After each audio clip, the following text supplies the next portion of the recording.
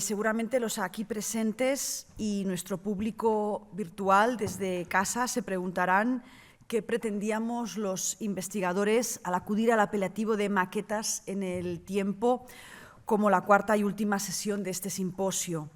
Hemos de darles a conocer que dicho epígrafe se forjó en el encuentro científico realizado hace un año en el Casón del Buen Retiro, al enfrentarnos al legado de la maqueta Juan de Villanueva para el Gabinete de Historia Natural del año 1786, una obra maestra que se erige como herramienta de trabajo del arquitecto, en este caso mostrando la tercera futura versión del museo. Una práctica cuyo origen, la literatura artística de la modernidad, sitúa en la Florencia del 400. Tras su exilio voluntario en Roma, tras el desenlace del concurso de las puertas del baptisterio, la imaginación arquitectónica de Filippo Brunelleschi no solo fue capaz de devolver a la vida aquellas ruinas del imperio, sino también de traducir espacialmente esas ideas desde modelos de invención. El Museo dell'Opera del Duomo di Firenze conserva una de las maquetas más preciadas. Se trata, aquí la tienen en imagen, del modelo arquitectónico de la linterna de la cúpula, fechado entre 1430 y 1446, junto a la maqueta de las dos tribunas, en este caso atribuidas también al arquitecto. La cúpula debía concluirse tanto en su base, el tambor, como en el cielo. Para la primera, el museo conserva también todas las propuestas realizadas por los arquitectos Antonio da Sangallo el Vecchio, Andrea Sansovino y, sobre todo, Michelangelo. Y para la segunda, su remate con el cielo, la cúpula debía concluirse con la pala d'oro del Verrocchio. El propio Giorgio Vasari da cuenta de la importancia de ese renacer del mundo en una nueva representación del mismo cuando se refiere a la actividad que se sucedía en el taller del Verrocchio y llega a afirmar, y también traduzco del italiano, Andrea, por tanto, solía formar cosas naturales para poder tenerlas delante e imitarlas más cómodamente. Después de un tiempo comenzó a formar las cabezas de aquellos que morían con poco dispendio, de modo que se ve en todas las casas de Florencia, sobre las chimeneas, los portales, ventanas y cornisas, una infinidad de dichos retratos, tan bien hechos y naturales que parecen vivos. Del mismo modo que los ojos ya cerrados del arquitecto Brunelleschi, en su máscara mortuoria, tan bien hecha y natural que parece viva, no hace más que advertirnos de ese renacer a la antica que él consumó con su obra. Para tratar de todas estas cuestiones en la cuarta y última sesión, vamos a construir, como ustedes verán, un tríptico intencionado. En primer lugar, contaremos con la intervención del profesor Jorge Fernández Santos Ortiz Iribas, por título Entre Villalpando y Caramuel, el valor epistémico de la escala tridimensional desde el clasicismo arquitectónico español. Tras completar estudios de grado y posgrado en las universidades de Cornell, Leuven y Cambridge, Fernández Santos se doctoró en Historia y Filosofía en esta última, enfocado en los intercambios culturales entre la península italiana e ibérica en la época altomoderna. Es autor y coeditor de las monografías Juan Caramuel y la probable arquitectura y Ambassadors in the Golden Age Madrid, The Court of Philip IV Through Foreign Eyes, editados ambos por el Centro de Estudios Europa Hispánica en el año 2014 y 2020. O sea, que damos la bienvenida al profesor Fernández Santos. Bienvenido.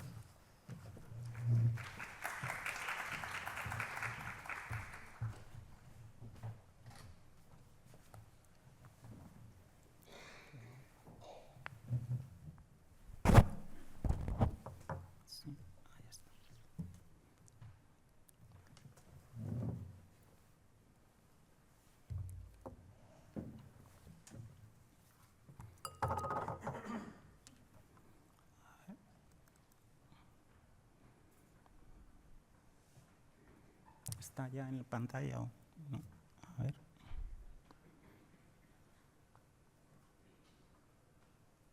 A mí me sale, pero en pantalla no sé si se ve.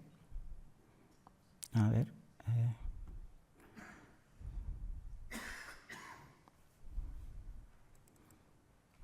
No sé. No sé si hay algo a lo que darle.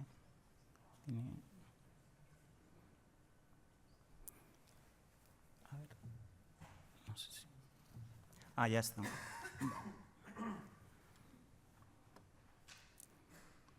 Y para darle a pantalla completa, ¿cuál es el botón? A ver, no sé. A ver, sí. A ver, es que no sé. Está en PDF. Ahí vale, gracias. Vale, muchas gracias. Bueno, quisiera agradecer primero a los organizadores, bueno, en particular a Carolina, también a Carlos Plaza y a Salvador Guerrero y a este proyecto, ¿no?, que es especialmente interesante, este proyecto que tienen entre manos, que une a las escuelas de arquitectura de Barcelona, de Madrid, de Sevilla, imagino que también de otras, y que de alguna manera está tratando un tema histórico y además lo está haciendo lo que yo llamo lo que se llama en realidad historia de los procesos. Y esta mañana desde la Alhambra y de Rafael Contreras hasta lo último que hemos oído, antes de la pausa, todo va un poco de procesos. Yo voy a hablar desgraciadamente de algo menos atractivo, que son los textos, pero bueno, espero, porque realmente no hay muchas cosas tangibles para este periodo. Con contadas excepciones, la teoría arquitectónica del XVII español no concitó mucho interés historiográfico hasta épocas relativamente recientes. En lo relativo a Juan Caramuel, fue decisiva la aportación de Antonio Bonet Correa, lo tienen en la imagen, a quien debemos la publicación en 1984, o sea, muy pronto, de la arquitectura civil recta y oblicua en 3 tomos a cargo de Ediciones Turner. Decisiva fue asimismo la aportación de Juan Antonio Ramírez como representante cualificado de la generación siguiente de historiadores de la arquitectura.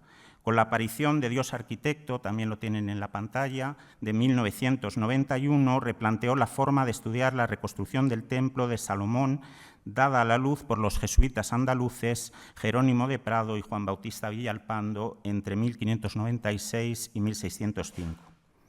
El tema de estas jornadas es sin duda concreto, pero se inscribe dentro de una trama cultural muy compleja. Ahora, voy a hacer una pequeña referencia. Hace 10 años, me hubiera gustado tenerlo antes de publicar el libro, pero coincidió. Hace 10 años, Robert Pasnow pronunció las conferencias sobre historia de las ideas que en memoria de Isaiah Berlin se programan bianualmente, más o menos, en Oxford. Eligió tratar sobre la búsqueda de la certeza. Pasnow asigna al siglo XVII un papel clave en la gradual transformación de los ideales epistémicos que, desde la recuperación bajomedieval de Aristóteles, habían prevalecido en Occidente. A lo largo de los siglos XVI y XVII se fue cuestionando cada vez más si la certeza en el sentido formal aristotélico de causas y esencias era alcanzable, lo que llevó a muchos a intentar replantearse el problema en torno al con frecuencia vidrioso concepto de probabilidad. Todo ello formaba parte de lo que Pasnow define como un interés cultural muy amplio y creciente, y eso es interesante, que es un interés cultural, no es solo intelectual en el sentido más estricto, en la relación entre probabilidad y certeza. Juan Bautista Villalpando y Caramuel se situarían, y por eso los he elegido, en posiciones en principio alejadas dentro de este debate sobre lo cierto y lo probable llevado al terreno de la arquitectura. A la hora de entender qué supusieron las maquetas, o para decirlo con el término de la época, los modelos, en el XVII hispánico, el Tesoro de Covarrubias de 1611 proporciona un primer asidero. Allí se indica que, si bien en castellano como en italiano se denominan modelos, en la lengua culta el término para referirse a una fábrica abreviada es exemplar. Son los mismos vocablos, modelo y exemplar, los que aparecen en un texto clave publicado en Madrid 6 años después, en 1605, sobre el que Pedro de Navascués, fallecido hace apenas 2 años, llamó justamente la atención. El texto es un poco largo, pero voy a resumir lo más importante.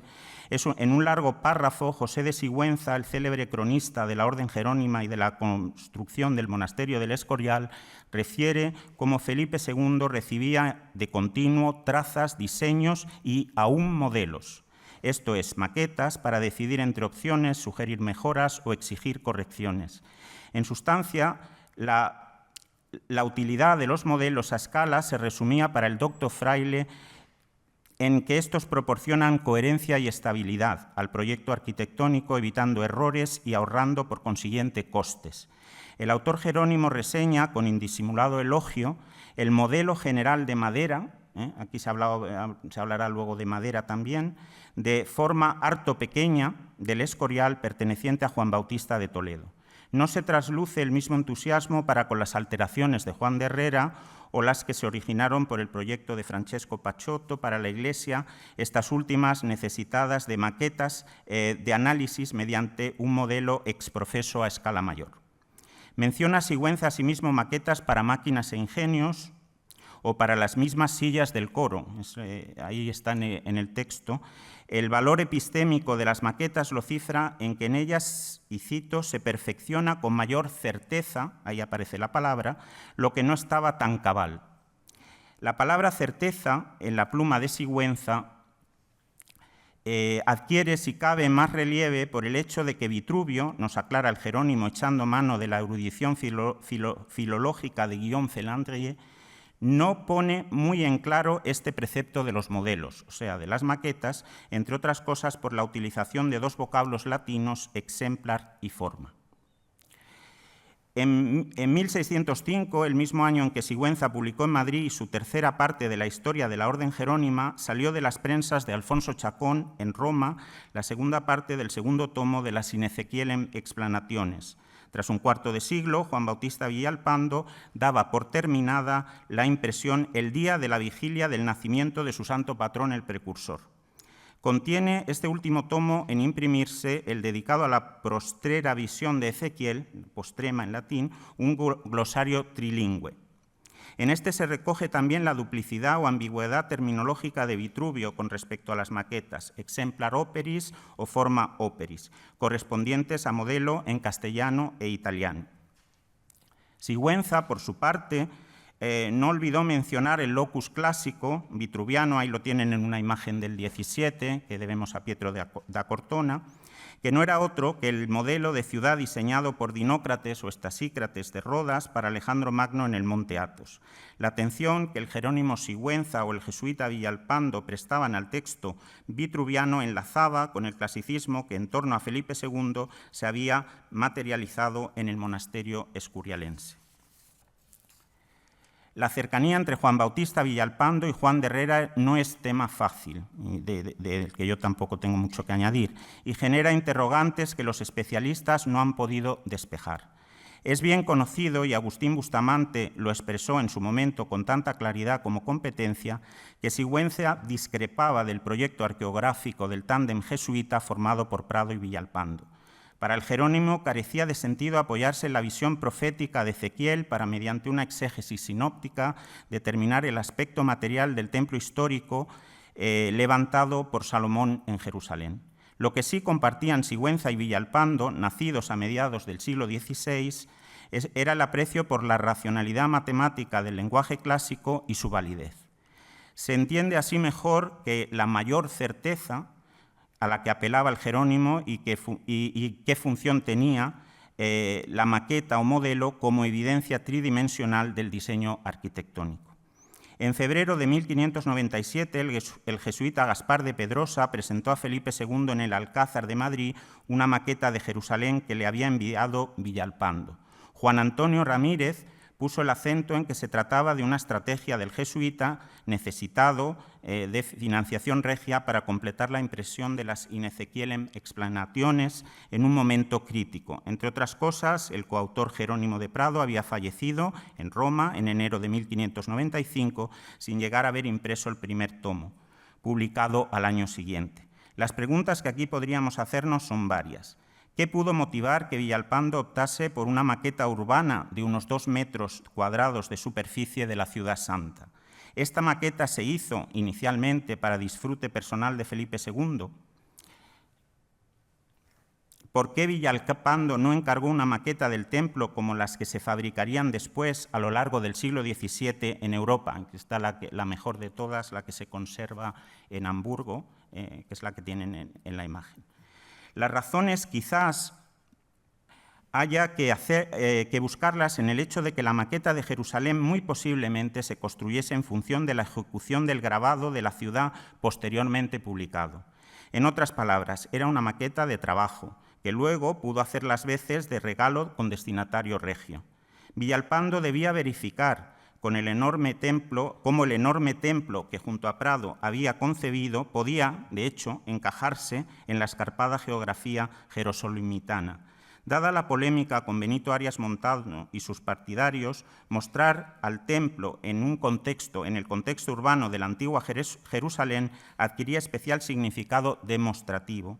Ayudado por eruditos jesuitas, Villalpando apostó por la calidad gráfica, con sombreados que acentúan el relieve y los edificios respecto a una trama urbana cuyas manzanas se denotan por medio de un denso estarcido de puntos. No sería peregrino suponer que el grabado debiese parte de su fortuna posterior al plus de precisión que le otorgaba el hecho de basarse en un correlato tridimensional a escala.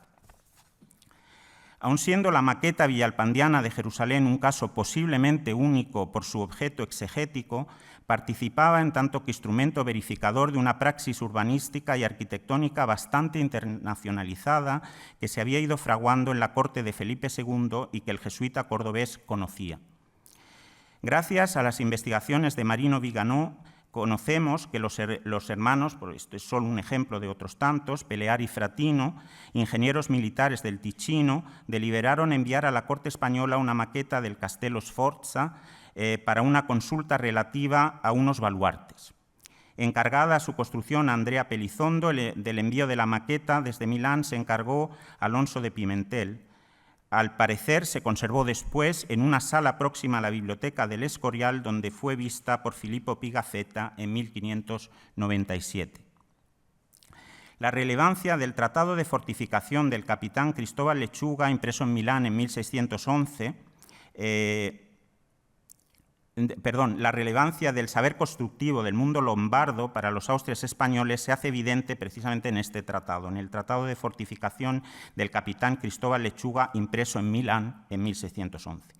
El Beacien se recomienda en el mismo que tras la resolución en papel de la planta, o sea, aquí hablamos del proceso, tras la resolución de la planta en papel, de una fortaleza, por ejemplo, de una fortaleza, esta se haga luego relevada en madera, esta es cita textual, piedra blanca, cartón o alguna composición, de manera que todo lo que ha de tener se vea mejor.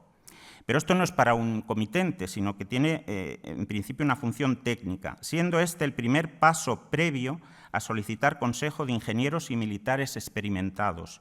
Nuevamente se trata de un instrumento proyectivo sujeto a modificación. La presencia del mestizo cuzqueño Inca Garcilaso de la Vega en la península ibérica se remontaba a 1561, justo la época en que se establece la corte en Madrid, aunque él estaba en Andalucía. Sus comentarios reales vieron la luz en dos partes, la primera en 1609 y la segunda, póstuma por muy poco, en 1617. En su crónica, el Inca Garcilaso defiende la destreza geométrica de sus antepasados andinos.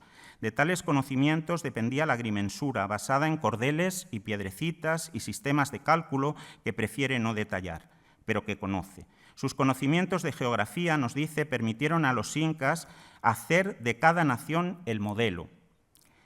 Se trataba de maquetas con ambición territorial.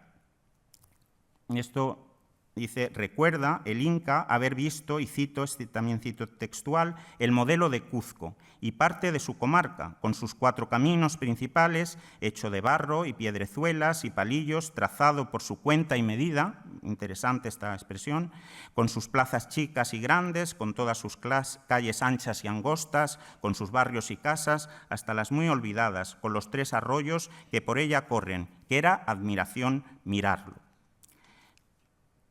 Nacido en Madrid en 1606, precisamente el año que la corte vuelve de Valladolid, Juan Caramuel se formaría en la urbs regia de Felipe III, como hijo de un archero luxemburgués versado en matemáticas. Él recuerda siempre a su padre como su profesor de matemáticas. Su arquitectura civil recta y oblicua fue impresa de manera muy tardía, de hecho, en 1678 en versión castellana, cuando el viajero cisterciense ya era obispo de Villevano, en Lombardía. Esto también es una llamada de atención al hecho de que de este tratado hay dos versiones, una latina y otra castellana, y la latina pues no la maneja casi nadie, lo cual no es aconsejable. 3 años después seguiría la versión latina, que en realidad había sido programada y preparada por el autor mucho antes. En su tratado, Caramuel recuerda un episodio de su infancia madrileña fechable en torno a 1613. Aunque la terminología en la versión castellana se presta a confusión, la versión latina deja claro que el capitán Alonso Turrillo de Yebra, Caramuel, como era niño entonces, pues lo recuerda un poco mal, lo recuerda como el capitán Zorrilla, pero es evidentemente Turrillo, construyó y expuso en la Casa de la Moneda de Madrid, de la que era prefecto, una maqueta de madera, de nuevo de madera, de su propuesta para el nuevo palacio del duque de Uceda, frontero de la iglesia de Santa María, esto es el actual Palacio de los Consejos en la calle Mayor, que está relativamente cerca de donde estamos. Turrillo de Yebra acabaría haciendo el camino inverso del Inca Garcilaso. En 1620 puso rumbo a Santa Fe de Bogotá, en Nueva Granada, donde moriría 14 años después. Unos 7 años antes de que partiese hacia Indias, su maqueta del Palacio de Uceda debió de causar revuelo en Madrid. Cuadrada como el edificio y con más de 1 metro de lado, contaba con pisos desmontables desde las cantinas hasta los desvanes. La realización de una maqueta en madera tenía especial sentido. En este caso, por el enorme desnivel a salvar entre la fachada frontal y la trasera, algo que el niño Caramuel debió de asimilar posiblemente gracias a las explicaciones de su padre Lorenzo. Tienen la fachada a calle Bailén, tienen la fachada a la calle Mayor, que obviamente el desfase es muy obvio, se ve en la vista trasera. Si se cotejan las versiones latina y castellana de otro pasaje del Tratado de Caramuel, podemos afirmar que el cisterciense poseía un arco desmontable, posiblemente de madera, para cálculos de despieces estereotómicos. El capitán Cristóbal de Rojas, en su Teórica y Práctica de Fortificación de 1598, final del reinado de Felipe II, recomendaba, apoyándose en su experiencia propia, aquí es importante porque dice, lo he hecho yo, lo he hecho de joven, modelos a escala en barro o yeso para el cálculo de los cortes de piedra más complejos. De esto, claro, no nos queda mucho, pero nos queda el testimonio de Rojas.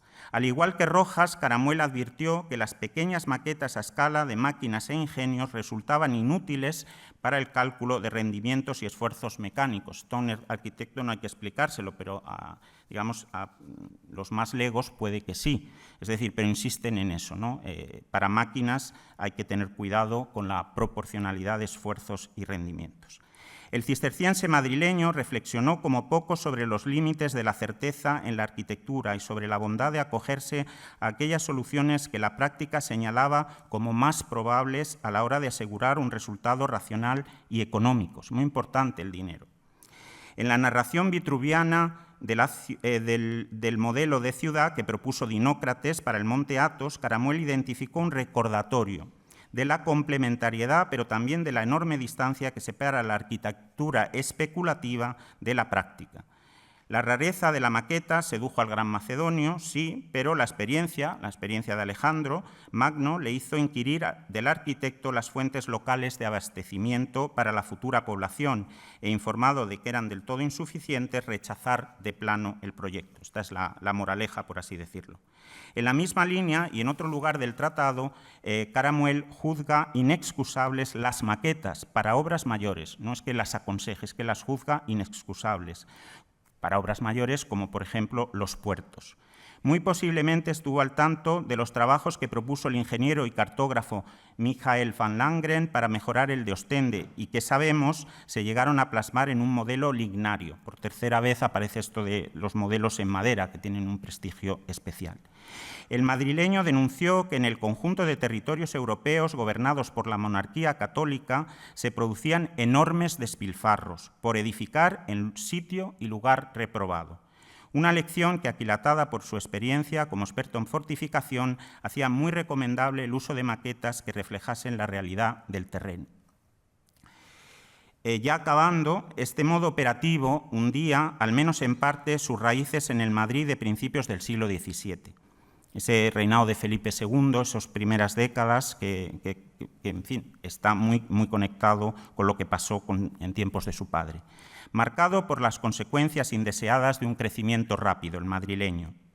La internacionalidad de las transferencias de conocimientos técnicos con los Países Bajos y Lombardía como centros más relevantes repercutió en el proceso iniciado en 1561 con el asentamiento de la corte.